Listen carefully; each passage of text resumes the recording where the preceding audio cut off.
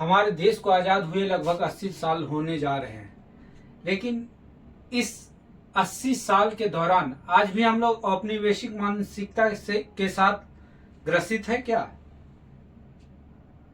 आज भी हमें लगता है कि हम कहीं ना कहीं हम लोग औपनिवेशिक शासन के तहत ही शासित हो रहे हैं।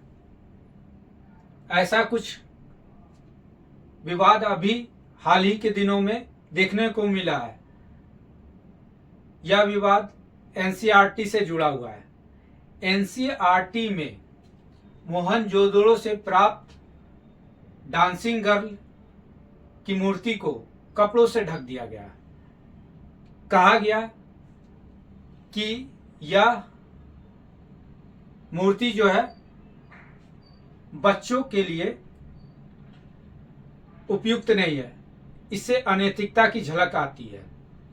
क्लास 9 की वह पुस्तक थी मधुरिमा की पहली चैप्टर में इस मूर्ति को ढका गया, लेकिन क्लास 6 में नहीं। अब विवाद यहीं से स्टार्ट हो गया कि आज भी हम लोग क्या औपनिवेशिक मानसिकता से ग्रसित होकर अपने किताबों को डिजाइन कर रहे हैं। अब इसमें एक विचारधारा उभर के आई, विक्टोरियन सोच बनाम भारतीय कला।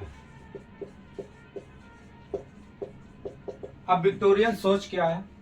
विक्टोरियन सोच महारानी विक्टोरिया का कालखंड का है, जो 1837 से आरंभ होता है और 1901 तक में का कालखंड को कहा जाता है।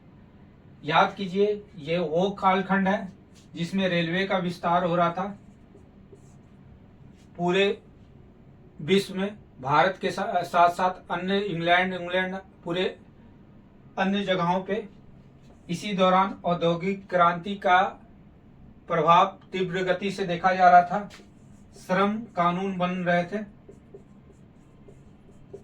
इसी समय इतिहासकारों का एक धड़ा जो है नैतिकता पे बल दे रहा था, नैतिक कानून पर बल दिया जा रहा था। इसी में बात बच्चों के संदर्भ में यह लिखा जा रहा था कि बच्चे मासूम होते हैं, उनमें नैतिकता की आवश्यकता होती है। इन सब विचारों से इतिहासकार इतिहास लेखन कर रहे थे। कला संस्कृति का लेखन इस दृष्टिकोण से किया जा रहा था। उनमें बौद्धिकता की अभाव होती है, इसलिए यहाँ पर एथिकल दृष्टिकोण की आवश्यकता है। लेकिन अब आती है भारतीय कला। भारतीय कला के तहत जो मोहनजोदड़ो से नृत्य रत मूर्ति यानी डांसिंग गर्ल, जिसकी खोज 1926 में ऑर्नेस्ट मैके द्वारा किया गया था और जिसका नामकरण जॉन मार्शल ने